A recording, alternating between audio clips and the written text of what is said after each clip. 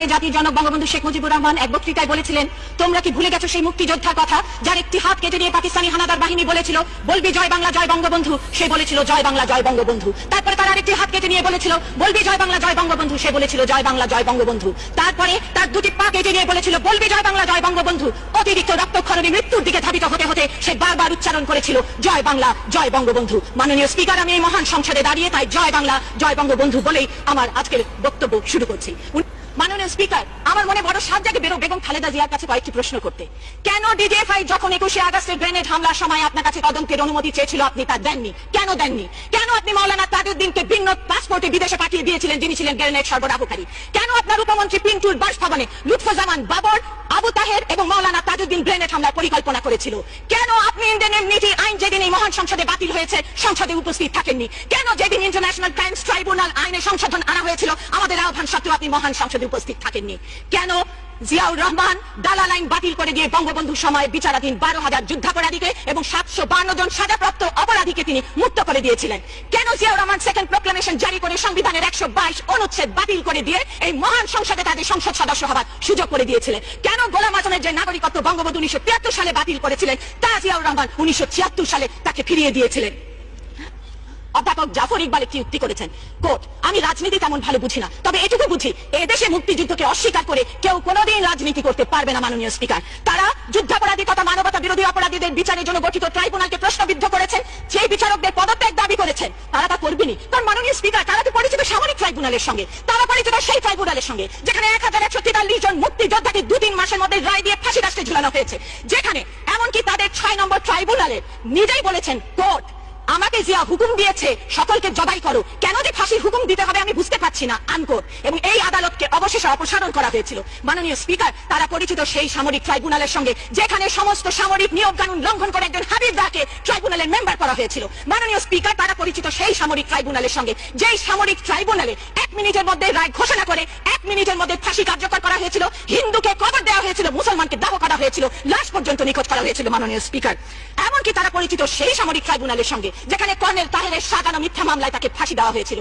সেই ট্রাইব্যুনাল সম্পর্কে মাননীয় হাইকোর্ট তার রায়ে বলেছেন, quote, the sentence passed by the fake tribunal is hereby set aside. কাজে এই ধরনের ট্রাইব্যুনালের সঙ্গে যারা পরিচিত তারা অবশ্যই বর্তমান ট্রাইব্যুনালে স্বচ্ছতা নিয়ে প্রশ্ন করবেন, এটাই স্বাভাবিক। বিএনপি নেতা জিয়াউর রহমান, আমি তাকে সম্মান দেখাতে চাই, কিন্তু পাচ্ছি না এই কারণেই যে তার সম্পর্কে বিভিন্ন বিদেশি পত্র পত্রিকার স্টেটমেন্ট আমার নজরে এসেছে। তাকে বলা হয়েছে জিয়া ইজ ভেঞ্জফুল, স্যাভেজ, অথরিটেরিয়ান। কোন জেনারেল এই সাবকন্টিনেন্টে তার নিজস্ব ট্রুপের মধ্যে কখনো এমন ম্যাসাকার চালাননি। জিয়াকে বড় আকারে সামাজিক মূল্যবোধ বিবর্জিত নায়ক বলা হয়েছে। তিনি ইসলামকে পলিটিক্যাল করেছেন, তিনি সিভিল সোসাইটি এবং প্রশাসনের উপর মিলিটারি আধিপত্য কায়েম করেছেন। লিফলুস বলেছেন Zia is a very critical person. মহামান্য রাষ্ট্রপতি তার বক্তব্যে এর অনেক কিছুই সৌজন্যবশত বলেননি, তবে তিনি ভাগ্যবান, কারণ বঙ্গবন্ধু হত্যা মামলায় তিনি মৃত বলে তাকে আসামি করা যায়নি। মাননীয় স্পিকার, এমনকি কর্নেল তাহের হত্যা মামলায় মহামান্য আদালত সঠিকভাবেই বলেছেন, quote, Zia is not available now to face the murder charge as he is dead. কাজেই জিয়াউর রহমান যদি জীবিত থাকতেন তিনি কারো আদর্শ হতেন না। মাননীয় স্পিকার, তিনি হতেন একাধিক হত্যা মামলার আসামি। মাননীয় স্পিকার, আমি মহামান্য রাষ্ট্রপতিকে ধন্যবাদ জানাই যে তিনি বর্তমান আওয়ামী লীগের দুঃসময়ে বঙ্গবন্ধু কন্যা শেখ হাসিনার জন্য তার নৌকাটি পাহারা দিয়েছিলেন। আমি সেই সঙ্গে ধন্যবাদ জানাই আমাদের কোটি কোটি কর্মীকে যারা সেদিন এক বাক্যে ঐক্যবদ্ধভাবে বলেছিল শেখ হাসিনা ছাড়া কোনো বিকল্প নেতৃত্ব আমরা মানি না, শেখ হাসিনা ছাড়া কোনো নেতৃত্ব আমরা কখনোই গ্রহণ করব না। কিন্তু মাননীয় স্পিকার, সে সময় কিন্তু বিএনপির কর্মী বাহিনী শত ভাগে বিভক্ত হয়েছিল, কারণ তাদের সামনে কোনো আদর্শ নেই। মাননীয় স্পিকার, তারা পকেটের রাজনীতি করে, তারা ব্যবসার রাজনীতি করে, তারা ভাগ বাটোয়ারা রাজনীতি করে। মাননীয় স্পিকার, এমনকি বেগম খালেদা জিয়া ইদানিং সময় বলেছেন আমি তরুণ প্রজন্মের হাতে ক্ষমতা হস্তান্তর করব। বাংলাদেশের তরুণ প্রজন্মকে তার জানাতে হবে এই তরুণ প্রজন্ম কারা। এই তরুণ প্রজন্ম কি তার সেই দুই পুত্র তারা যারা বাংলাদেশের সিঙ্গাপুরে 20 কোটির অধিক অর্থ পাচারের দোষী সাব্যস্ত, যারা আয়কর ফাঁকির মামলা আছে, যাদের বিরুদ্ধে চাঁদাবাজির 8টি মামলা, দুদকের 12টি মামলা আছে, সিমেন্স এবং বড়পুকুরিয়া ঠিকাদারি কাজে আর্থিক দুর্নীতির অভিযোগ রয়েছে, যারা 20.41 লক্ষ Singapore dollar stolen asset recovery ফান্ডে জমা হয়েছে, যারা সিমেন্স এবং চায়না হারবার কোম্পানি থেকে ঘুষ গ্রহণ করেছেন, যারা সাব্বির হত্যা মামলাকে ভিন্ন খাতে প্রবাহিত করবার জন্য ঘুষ গ্রহণ করেছিলেন, তাহলে আমি নির্দ্বিধায় বলতে পারি মাননীয় স্পিকার, বর্তমানে জাগ্রত তরুণ প্রজন্ম তার সেই তরুণ প্রজন্মকে ঘৃণা ভরে প্রত্যাখ্যান করবে। আরো বলবেন? আরো 2 মিনিট বলুন। মাননীয় স্পিকার, ওবামা এবারে তার নির্বাচনী স্পিচে বলেছিলেন it is not a choice between two party, it is a choice between two vision.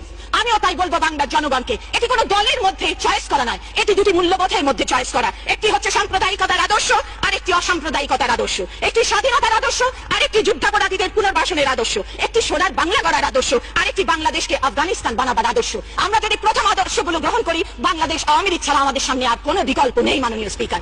আর আমরা যদি দ্বিতীয় আদর্শবিহীন আদর্শটি গ্রহণ করি, তাহলে আমাদের দেশকে ভয়াবহ বুশ, চেনি, রামসফিল্ডের রাজত্বের দিকে ঠেলে দেওয়া হবে। এই বাংলাদেশ কোনো হিটলার দেখতে চায় না মাননীয় স্পিকার, এই বাংলাদেশ কোনো মুসলিনী দেখতে চায় না মাননীয় স্পিকার। আমার মনে পড়ছে নুরুল দিনের সারা জীবনের সেই সংলাপটির কথা, জাগো বাহে কণ্ঠে সবাই, জেগেছে সকলে সেই শাহবাগ চত্বরে, এবং যখন জনতা জাগে তখন বঙ্গবন্ধু সেই কথাই আমাদের উচ্চারণ করতে হয়, বাঙালিকে কেউ কোনোদিন দাবায় রাখতে পারবে না। জয় বাংলা, জয় বঙ্গবন্ধু।